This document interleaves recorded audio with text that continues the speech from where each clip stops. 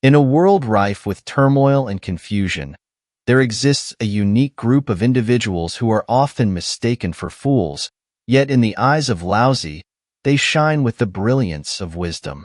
In this episode, we will unveil the enigmatic teachings of Chapter 20 from the Tao Te Ching, exploring how Laozi depicts these sages, who may seem detached from the world but possess profound insight into its workings.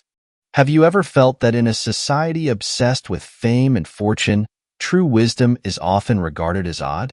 In this chapter, Laozi delicately outlines the differences between sages and ordinary people, their inner worlds and outward actions, and how they maintain clarity amidst a chaotic world. Let us delve into the textual universe of Laozi and experience how these misunderstood sages find tranquility amidst noise and simplicity amidst complexity. Laozi says, "Abandon learning and you will have no worries." How far apart are approval and disapproval? How far apart are beauty and ugliness? What others fear, I also cannot help but fear. Vast and boundless, the crowd is joyful, as if partaking in a grand feast, as if enjoying a spring day in the stands. I alone am indifferent, showing no signs, like a baby that has not yet smiled, listless as if with no place to call home. While others have more than enough, I alone seem to be left behind. I have the heart of a fool, muddled and confused. The common people are bright, I alone am dim. The common people are sharp, I alone am dull. Drifting like the sea, wandering as if without end.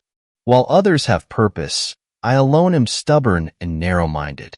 I alone am different from others, valuing the nourishment of the mother. Its plain meaning is relatively clear. How much difference is there between flattery and scolding? How much difference is there between beauty and ugliness? What others fear, I also cannot help but fear. Vast and boundless, the crowd is in high spirits, as if attending a grand feast, as if ascending a platform in springtime. Yet I alone am indifferent, unresponsive, like an infant who has not yet begun to laugh, aimless as if with nowhere to go. While others have more than enough, I alone seem to be lacking. I truly have the mind of a fool, in a chaotic state. The mundane are bright. I alone am in the dark. The mundane are discerning. I alone am gloomy, calm like the ocean, drifting as if without destination. While others have their purposes, I alone am stubborn and unsophisticated. What I seek is different from all others, valuing the nourishment of the mother. In this chapter, two words are particularly noteworthy: people, the crowd, and the mundane appear 7 times in total. The word I also appears 7 times. What is referred to here is actually the sage, in contrast to the masses or the common people. The masses all develop according to the usual way of life and values.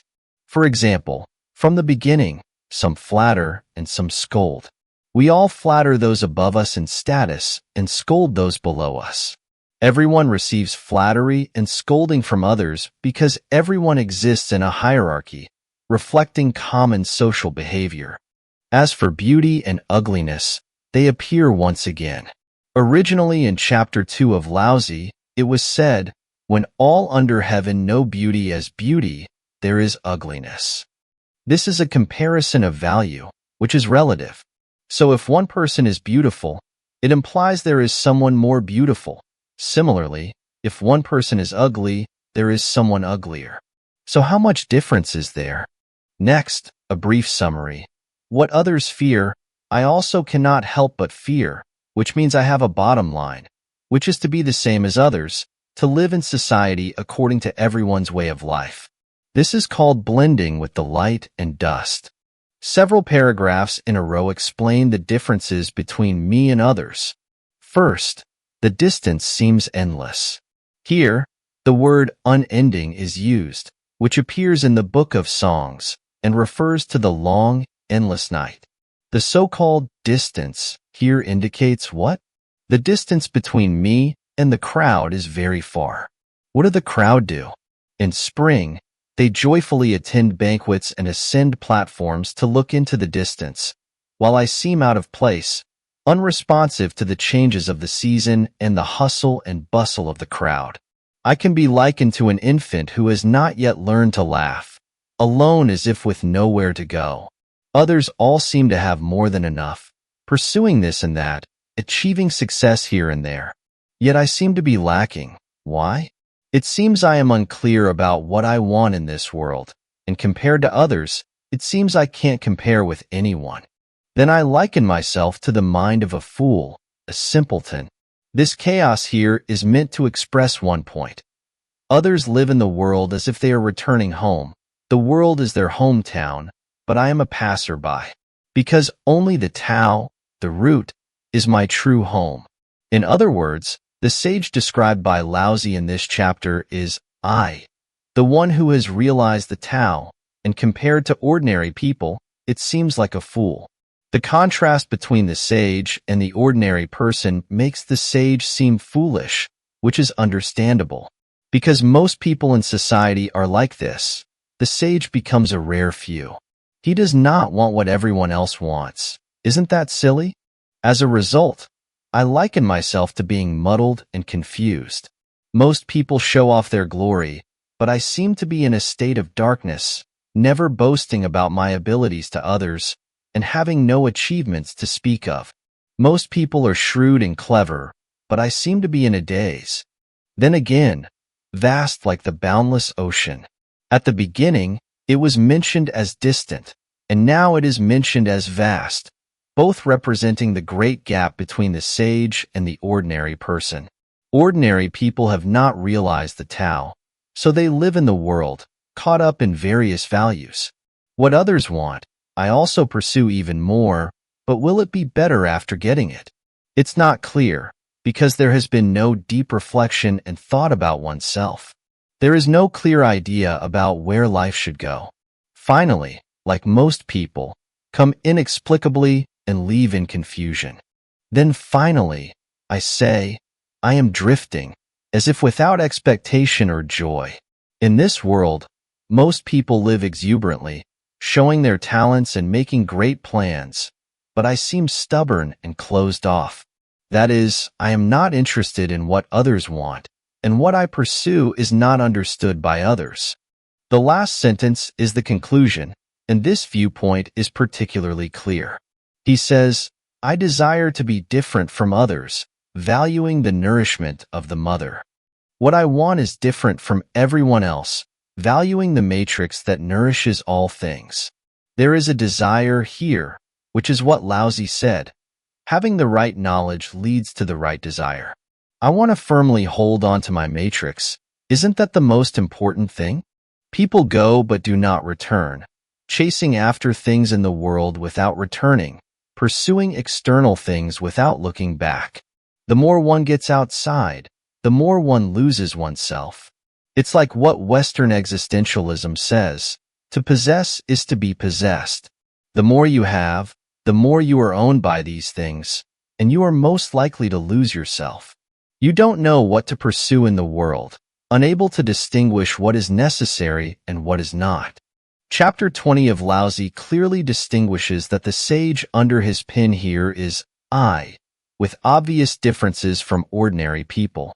To truly understand Laozi's thoughts, one must refer to the term used by Zhuangzi in Zhibeiyu, which is that a person in the world must learn to be externally transformed but internally untransformed. What Laozi says in this chapter focuses on internally untransformed, not externally transformed. That is, whatever others do, I also do. As mentioned in the first paragraph, what people call must be done, and internally untransformed, means that my heart is not disturbed. It won't be because of any achievements outside, and the affirmation of others that various waves and ripples appear inside. I can be completely unmoved, which is internally untransformed.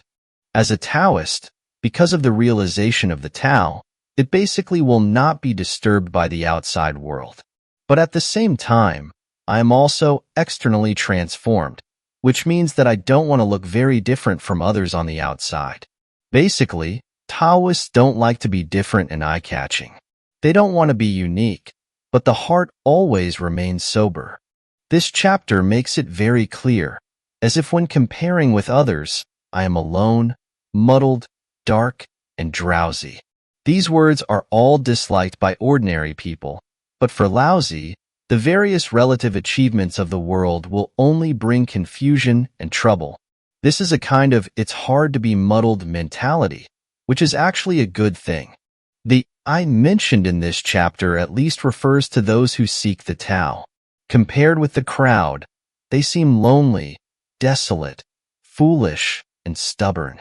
On the surface, the crowd or the mundane have all the advantages and are like fish in water in the world. But they are separated from the Tao, separated from the ultimate matrix. In the end, it is all empty. It's like someone playing a gyroscope, throwing the rope with force. The gyroscope rolls out and spins continuously, very lively. In the end, when the gyroscope stops, it is found that it has stopped at the origin, nowhere to go. It equals to have missed the opportunity to realize the Tao in this life. There are many ancient social life contents in this chapter, which can also be used as a reference. For example, like enjoying a grand feast. A grand feast is when there are oxen, sheep, and pigs in ancient sacrifices, called a grand feast, representing a grand feast. In addition, like ascending a platform in spring. In spring, it represents good weather, open mind, and satisfied ambition. And this sage like this practitioner, at this time found that he was very different from others. The key to this chapter is the end. I value the nourishment of the mother, which is to value food, that is, the nurturing mother, the mother. I value the matrix that nourishes all things. The word mother has appeared in the first chapter of Laozi. There is a name for the mother of all things. Laozi uses the mother as a metaphor for the Tao, which is reasonable. This also appears infant. The infant is the original state of a person, just like plain and simple, not yet dyed and carved by artificial means, maintaining the original pure state, that is, not yet contaminated by the deviant concepts of the world. In this episode, we have learned the method of cultivation, but the focus is on the foothold of cultivation and the entire process of performance. So when thinking, we can't step by step learn from Laozi's so-called sage in this chapter, and in the end, it becomes out of line with the world, and even in the end, it's a loss on both ends. That is, on the one hand, it has not yet been realized, and on the other hand, it has been separated from the ordinary life of the masses. So it's better to take it slow. So please think about it. Or where can you start to realize from what is said in this chapter? Others seem smart and clever, showing off brilliance, as if they are living very lively and interesting. So where do you start with your left hand, and you can stand the lonely situation? It's because you have started to understand the Tao, and you are willing to do this. I want to hear your thoughts.